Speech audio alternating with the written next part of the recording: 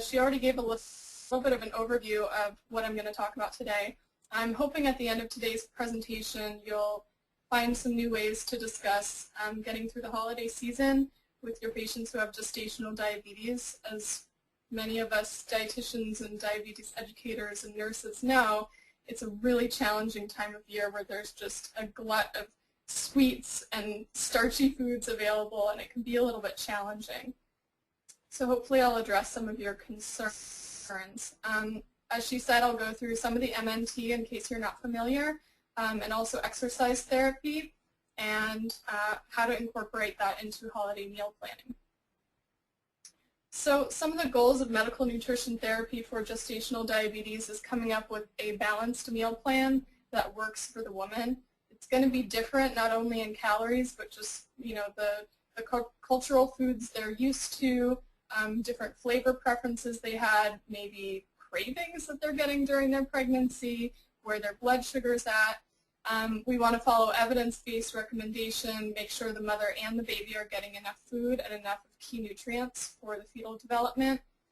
Some women will need additional vitamin and mineral supplementation, especially if they're on maybe a vegan diet, which can be especially challenging with gestational diabetes.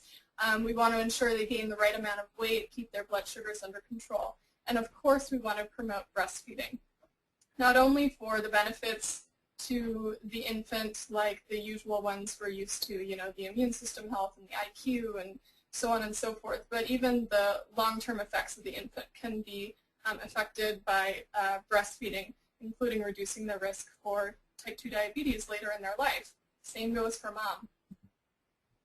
So in determining prenatal nutrient needs in the first trimester, essentially the nutrient needs are the same as preconception, no change in calories.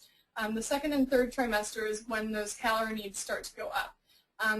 There's always been a little bit of controversy in terms of determining these needs. If you go to our the cdapsweetsuccess.org, you can download the guidelines for care, which will give you some formulas to follow in calculating these needs. In general, in the second and third trimester, calorie needs will go up by approximately 300 calories. Some people less, some people more. It really depends. Protein needs typically 1.1 grams per kilogram starting in the second trimester. Carbohydrates in the first trimester, there's actually no recommendation on carbs. It's actually just the general limit of no less than 130 grams per day that any non-pregnant man or woman would follow. In the second and third trimester, generally you go for 175 grams of carbohydrates per day. Fats, we want to emphasize monounsaturated fats and always limit the trans fats. If you're not familiar with trans fats, they're usually the ones that are in partially hydrogenated oils. It's the kind where the food companies take a liquid oil and turn it into a solid when they're making shortening like Crisco, and it actually interferes with insulin sensitivity. So it's like a double whammy for women with gestational diabetes. A lot of the women we see that get gestational diabetes are overweight or obese at conception. Since I work with Dr. Siri Kios, and she's been in the world of gestational diabetes for a very long time, we actually follow the CDAP Sweet Success recommendations for diagnosis. So we screen our women first trimester for their A1C. Anything 5.7 or over, we actually treat as gestational diabetes. So a lot of these women technically have prediabetes, and we get to catch them very early on in their pregnancy before they gain a bunch of weight and get even more difficult to control blood sugar. With women who are overweight and obese, there's no consensus on how many calories they actually need. I don't go lower than 1,800 just to make sure we're getting enough of all the nutrients needed for the fetal development. We want to watch their weight gain during the pregnancy very closely. We're especially stringent on women gaining too much weight. Some ladies that we have come in who have a BMI of, say, 50 preconception, we actually recommend they don't gain any weight. And a lot of times with the meal plan that we get them on, they're not feeling hungry, they're not feeling like they're going without. They were just used to eating way, way more food than was necessary for them. All right, for the weight gain, we go by the BMI tables set up by the Institute of Medicine. So some people may have used older versions on the BMI cutoffs. The old ones were 19.8 for underweight. It's 18.5, so just make a note of that if you're using old weight gain grids or old BMI tables in your clinic. So for a normal weight pregnancy, it's usually 25 to 35 pounds. As you can see, as you move down, as the women get heavier, we recommend a lower amount of weight gain. Most of the time when we have women that have a BMI beyond 40, us personally in our clinic, we try not to have them gain much more than, we try to stick to the 11 pounds. Sometimes even a little bit less is actually healthier for them. The CDAP Sweet Success recommendations on the meal plan is generally 3 small meals and 3 small snacks eaten a few hours apart, so we minimize any spikes in the blood sugar. Ideally, we want them to follow a consistent schedule. Sometimes that's not possible, so we do the best that they can. We want to avoid too much time between the bedtime snack and breakfast. If they go for more than 10 hours without any food, they could actually go into ketosis overnight, and that can lead to an elevation in their fasting blood sugar, so you want to be really careful of that. A lot of times it goes against their thinking.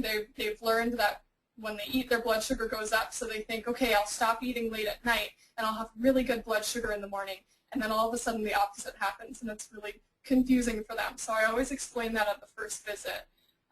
If they are on medicines or insulin, you want to synchronize that with their meals or snacks, especially if there's a risk for hypoglycemia with their specific insulin or medication regimen. And you want to look at their food records and notice any patterns that are happening with their foods. These are the general guidelines. Sometimes I'll need to give women a little more or a little less carbohydrates, or a little more or a little less protein, depending on where their blood sugars are at. So it's really individualized. In terms of carbohydrates, it's important to spread that load over the whole day, so try not to get a big amount of carbohydrates at once. I think everybody on this call, most of them are dietitians and nurses, I believe, so you're all aware of this.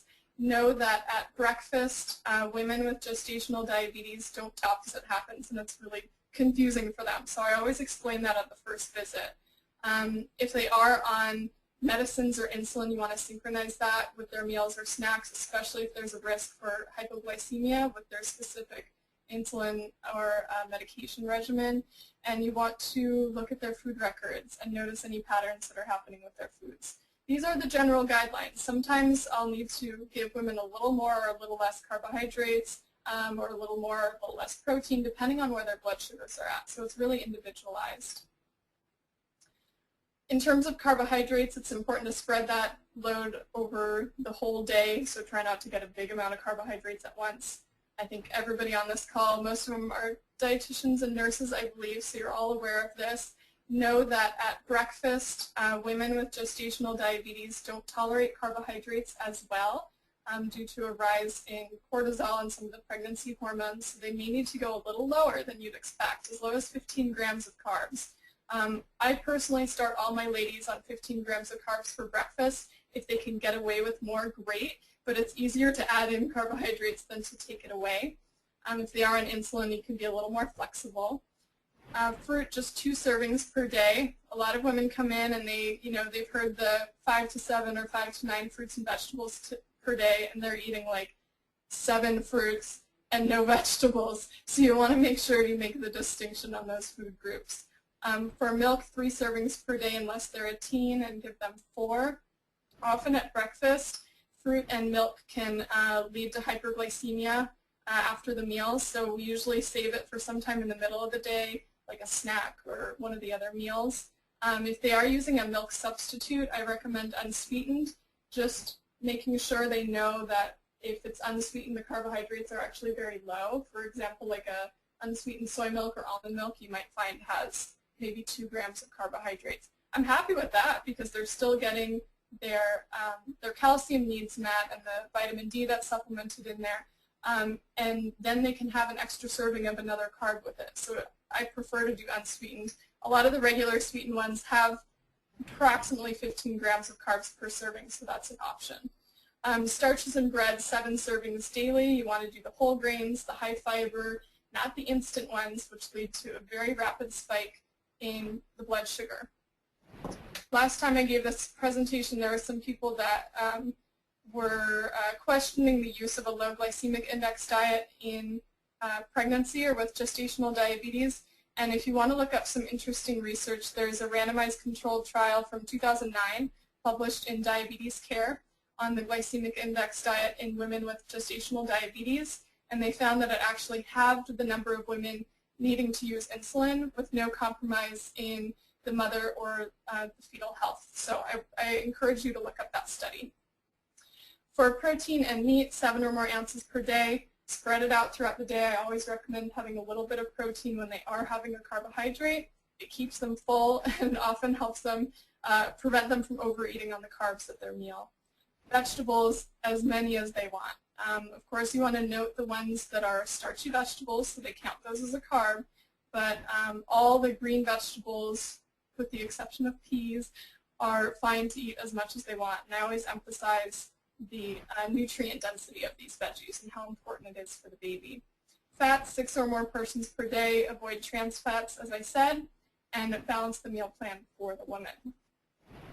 In terms of foods to limit, we recommend limiting cold and instant hot cereals. So we're talking the sugary breakfast cereals or instant oatmeal, instant rice, instant noodles, instant potatoes. I tell them that if it digests, that instant products digest instantly and raise their blood sugar instantly, and they usually get that. And they notice it because they don't stay full for very long when they have a cup of noodle soup. Sweetened beverages, sports drinks, energy drinks, and even fruit juice we recommend avoiding unless they're experiencing low blood sugar. I'm going to pause because Cynthia has a question for the audience. Okay, we have a question for all of you. In general, which teaching method do you use with your clients? The plate method, pyramid, exchange list, carb counting, none of the above, or a combination of the above?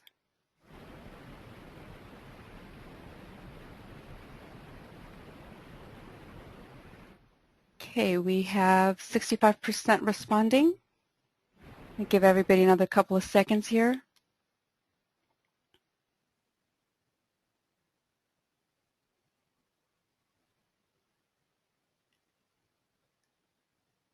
Okay, we are at 82%, and it looks like people are still voting.